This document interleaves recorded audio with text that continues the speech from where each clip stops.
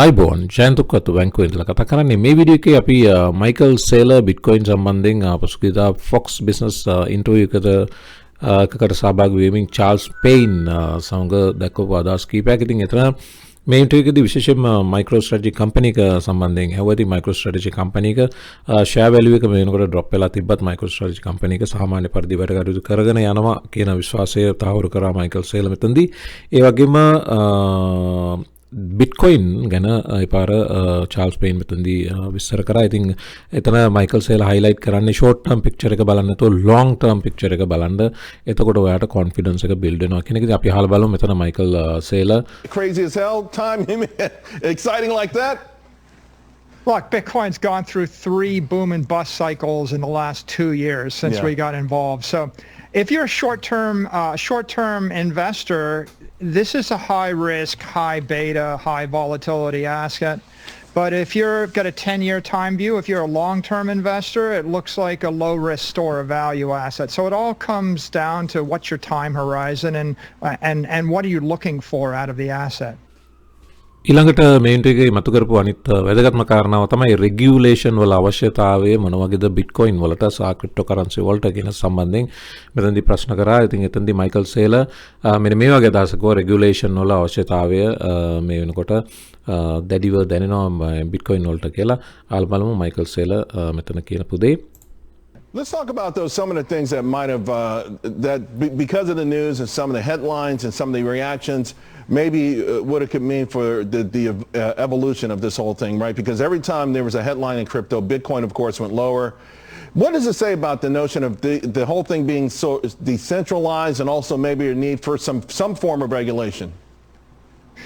Well, I think it's an immature asset class that is maturing, and I think that any form of regulation is going to be good, right? As the SEC, the CFTC, the FASB, the FDIC, as any of them give guidance, the OCC, it's all going to be good for Bitcoin because, look, there's one number you should keep in mind, 100.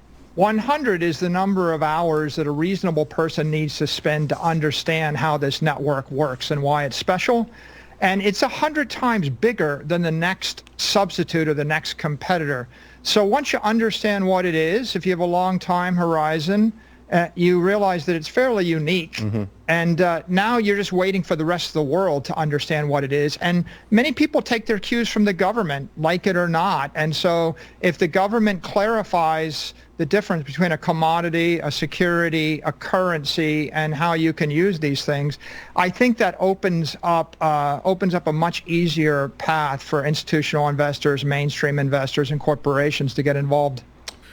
මෙතන Michael සේලර් highlight කරපු වැදගත්ම කාරණාව තමයි Bitcoin crypto කරන්සි කියන්නේ තාමත් ඇමචර් asset class එකක්. ඒ නිසා මේකේ මැචියුරිටි වීම මැචියුරිටි එකට රීච් වීම වැදගත්. ඉතින් මැචියුරිටි එකට රීච් වෙන්න නම් මේක යම් ප්‍රමාණයක රෙගුලේෂන්ස් වලට යටත් කරන්න ඕන සහ බිට්කොයින් වල growth එක නවත්තන්න බෑ. බිට්කොයින් දැනට මේ බිට්කොයින් සම්බන්ධව තියෙන අන්ඩර්ස්ටෑන්ඩින් එක මදි. ඒ නිසා අපි බලන් ඉන්නවා ලෝකය මේ බිට්කොයින් සම්බන්ධ දැනුවත් වීම කරා ලං වෙන දවස එනකන් කියන එක. බිට්කොයින් සම්බන්ධ අන්ඩර්ස්ටෑන්ඩින් එක තාම මදි කියන කාරණාව තමයි මෙතන හයිලයිට් කරේ.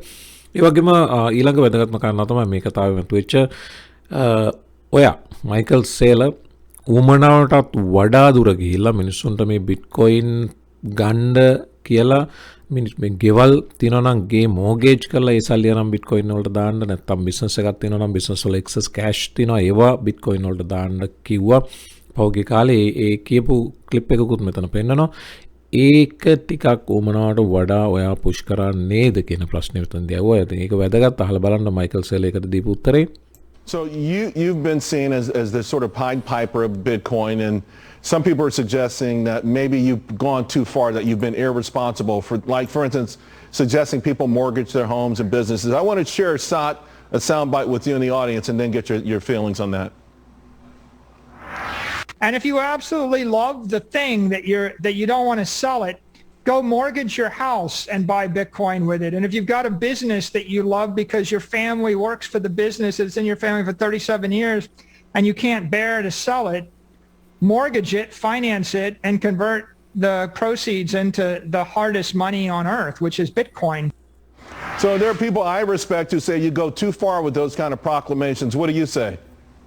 Well, you know, the critics always cherry pick and they beat up on you at certain times. But if we step back, the Argentine peso lost 99.5% of its value over 20 years. And the only way you could survive is by going into debt and converting into a different currency. That 30-year mortgage, you could get one for 275 basis points a year ago. Right now, it's 580 basis points. So telling someone to take a 30-year mortgage when you could get one for half the current price for the rest of their life isn't bad financial advice. It's a lost opportunity if you didn't get that cheap money. Long-term government subsidized debt's a reasonably good thing. If you step back and look at the big picture from first principles, look, Bitcoin's up 52% on average per year for the past 2 years. For the last 5 years, it's a 51% ARR. For the past 10 years, it's 124% ARR. And that's 10x better than NASDAQ over the past 2 years. So, you know, there's no statutes to critics. I think that the critics need to give people a solution to their problem. And I think if the inflation rate is higher than the interest rate, you would rather be a debtor than a creditor. And a person's just got to take a long view, look out over the decade, and ask themselves, you know, how do I want to be positioned financially? And if you can do that, there are opportunities. The bottom line I always say, Michael, is that you have put your money where your mouth is. So මෙතන Michael සෙලා highlight කරන්නේ Nasdaq එක comparison එකකුත් කරා පහුගිය අවුරුදු දෙකේ බැලුවොත් එම Bitcoin growth එකයි Nasdaq growth එකයි Bitcoin Nasdaq වගේ 10 times grow වෙලා තිනවා. ඉතින් පහුගිය අවුරුදු දෙකේ පහුගිය අවුරුදු පහේ බැලුවොත් එමයි 10 බැලුවොත් එමයි comparatively Bitcoin growth එකට compare කරන්න තවත් asset class එකක් නැහැ කියන එක සහ මේ විවේචන කරන අය සමහරලාට මේ පොඩි කොටසක් අල්ලගෙන විවේචනය කරනවා. වඩා වැදගත් වෙන්නේ විවේචනයට වඩා ඒ විවේචනය කරන අය මේ traders ලාට globally invest කරන trade කරන අයට විවේචන වලට වඩා වැදගත් solution එකක් දෙන එක කියන එක තමයි මෙතන highlight කරේ. ඒකේ සිරතත් මයිකල් සෙල් විතරක් නෙවෙයි මේ වගේ අය investors ලා billionaires ලා corporations hedge funds සහ senior government officials politicians ලා පවා Bitcoin සම්බන්ධයෙන් දැඩි විශ්වාසයක් තියලා තියෙනවා. personal wallet එකේ මේ ගොඩක් අය Bitcoin hold කරන් ඉන්නවා කියන එක තමයි මේ වෙනකොට ආරංචි වෙන්නේ ලෝකේ පුරාවට. ඒ නිසා Bitcoin මිලියන 21 තියාගෙන යන ගමන steadily කොච්චර drops තිබ්බත් කොච්චර volatile වුණත් steadily long term picture එකේදී uptrend වෙනවා කියන කාරණේ තමයි මෙතන මයිකල් සෙල් තහවුරු කරන්නේ.